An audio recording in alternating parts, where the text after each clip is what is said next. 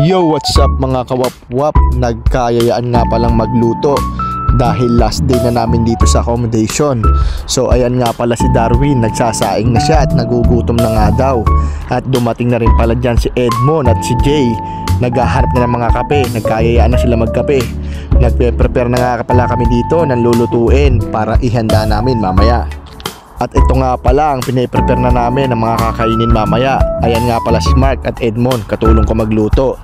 At ito na rin pala ang niluluto kong chicken curry na pangmalakasan. At syempre, meron tayong pansit at lechon para pampahigh blood mamaya. Nakaready na rin pala yung pansahog sa pansit.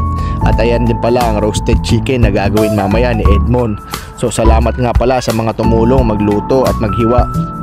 At habang abala nga pala ako sa pagluluto ng chicken curry, inilabas na nga pala ni Mark ang camera. At shoutout sa iyo mga kasama. Dumating na rin pala si Kuya Ed at syempre ang Marian Rivera ng Croatia na si Maris. Shoutout sa iyo Maris.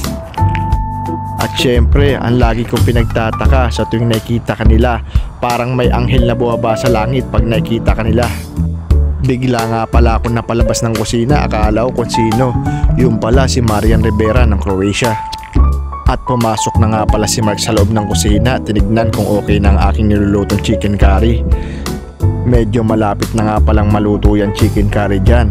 At syempre hindi mawawala ang siraulo sa grupo na si Waki, pero mabait yan at makulit.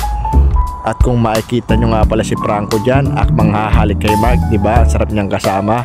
So ayan na nga pala yung niluto kong chicken curry, luto na siya dyan. Dumating na nga rin pala si JP at si May, galing sila sa Zagreb.